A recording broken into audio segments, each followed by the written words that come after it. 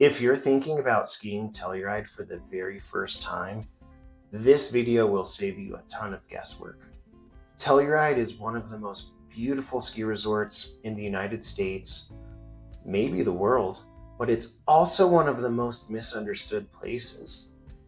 Now, some people assume the terrain is too extreme and it's only for expert skiers, and others think that it's more of a party town and not a serious ski destination at all. But neither of those things are really true. What I want to do here is give a broad orientation and show how the mountain flows and where different ability levels naturally spend their time, and how everything just connects. So you can get a good sense of whether Telluride is a good fit for you, your family, or whatever group you like to ski with. This is intentionally just a broad overview.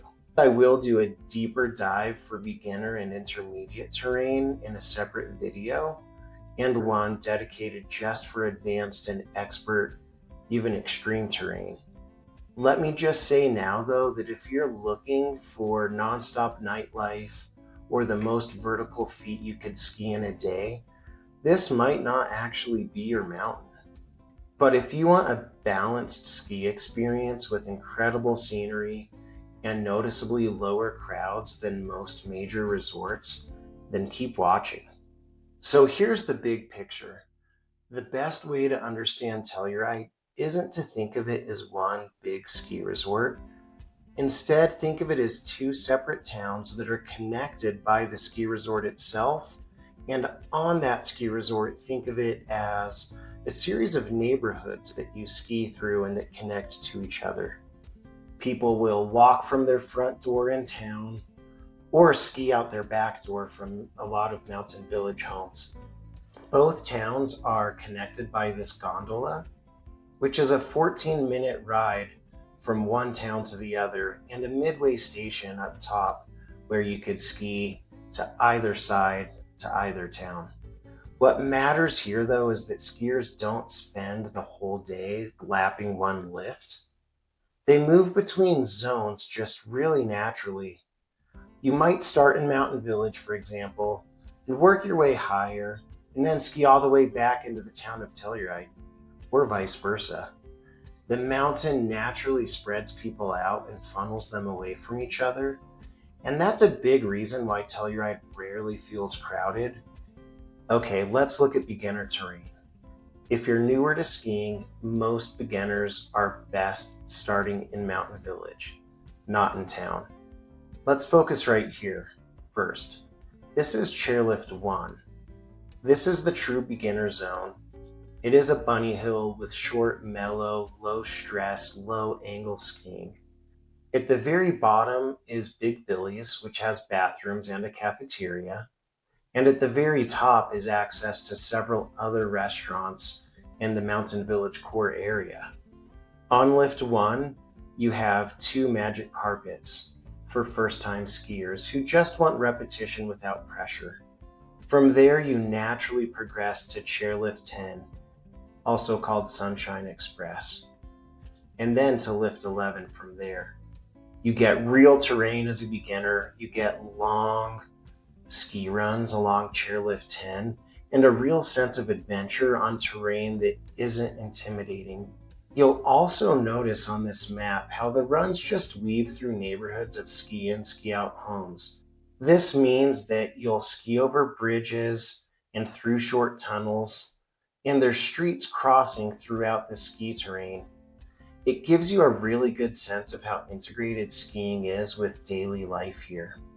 Intermediate terrain is one of the places where Telluride really shines. If you're an intermediate skier, it really stands out that you can ski about 70% of the mountain and always have fun. From the top of Lift 11, you can see the entrance to Prospect Bowl here. Think of this as a bridge. It's a strong intermediate terrain with glimpses into more advanced zones, such as all of the hiking, black, double black, expert, and sometimes extreme terrain throughout, say, Black Iron Bowl and Palmyra Peak.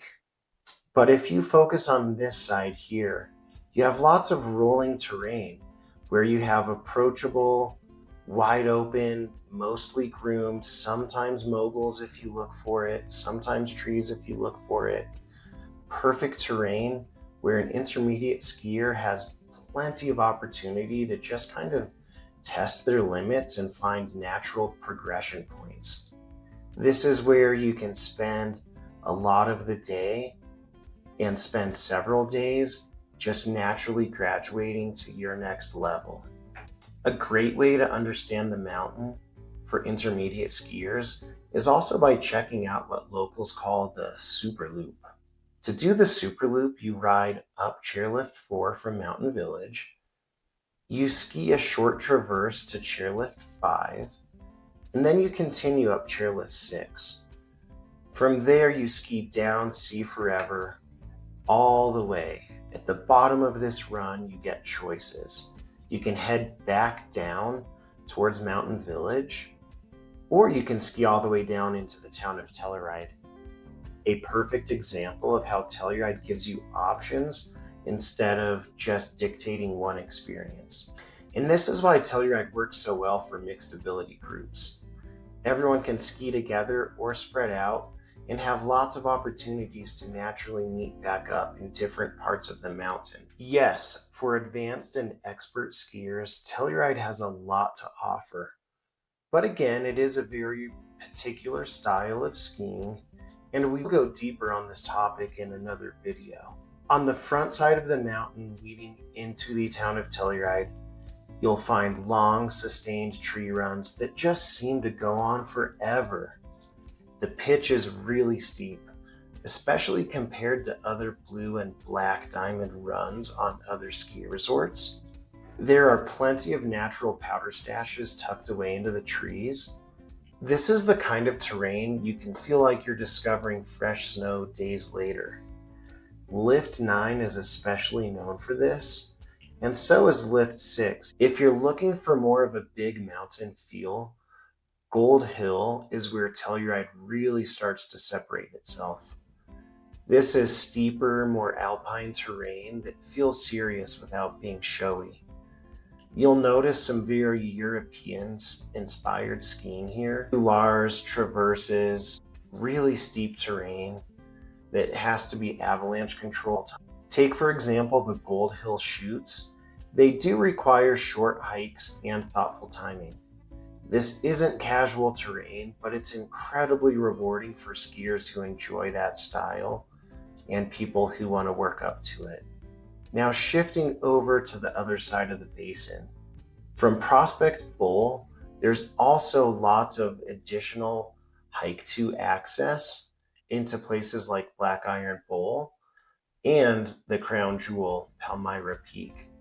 These zones are more about planning and patience than repetition. Really strong skiers and really strong hikers do like to lap them, but honestly, more than say 2 laps a day is a lot for most people. Most expert skiers like to choose their moment, take it all in, and ski something really memorable, and then come back for more. And then, of course, beyond the ski resort boundary, Telluride does offer an impressive access to side country, backcountry terrain like Bear Creek through designated backcountry gates only. This terrain is unpatrolled and it requires proper training, experience, and preparation. But it is just another example of how serious the skiing is here for those who seek out that type of experience. I'll go much deeper into advanced and expert skiing in a separate video, but what matters here is that this terrain exists alongside everything else. Expert skiers will never get bored in Telluride, and it's also perfectly compatible for the beginner, intermediate skiers. Now let's talk about what makes Telluride different. Here's what people don't always talk about. This is truly just a lifestyle mountain. It's really common for locals to ski just a few hours selectively throughout the day. Maybe that means first chair, maybe in the middle of the day, and sometimes it means just catching the last hour or 2 hours of the day and targeting those areas that have just been in the sun and you know you're going to get soft creamy turns. But we ski selectively and we build so many other activities into our day, whether that's going back to the office or going to town park, to hockey scrimmage, or play fetch with our dogs, maybe go on a fat bike ride on several miles of groomed terrain that's built for that. Maybe it's just hiking to a frozen waterfall.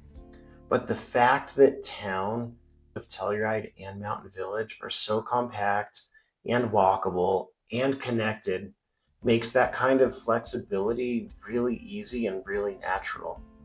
So skiing doesn't have to be an all-day commitment unless you really want it to be. It fits naturally into daily life, which is why so many people end up using the mountain more often, not less, and feeling like it's one of the most unique ski resort experiences they have anywhere. Rhythm here is intentional, and that's why Telluride feels really different from larger, more spread out resorts with higher crowds. Telluride tends to be a great fit if you value scenery and space and skiing with mixed abilities and being able to reconnect with those people throughout the day. It's also a perfect place for advanced aggressive skiers who want to, say, hike to 13,000 feet and ski beautiful powder, or ski side country, backcountry laps, and then catch the football game in the afternoon. It's less ideal if you're prioritizing massive parties with DJs in the base area village after skiing. None of those things are right or wrong. Telluride just delivers a different experience. Telluride really rewards people who understand it well. Once you see how the mountain flows and how the two towns connect together, everything just feels really easy. You are welcome to spend more time here on our channel. We like to share how life and lifestyle activities and real estate actually work in Telluride and the San Juan Mountains, season by season, beyond the highlight reel. And if you ever want a deeper local insight, Ryan and I are always happy to be your resource. If you've enjoyed this content, feel free to like, comment, or share. Better yet, if you have any specific questions about skiing or any other aspect of Telluride, feel free to reach out to us.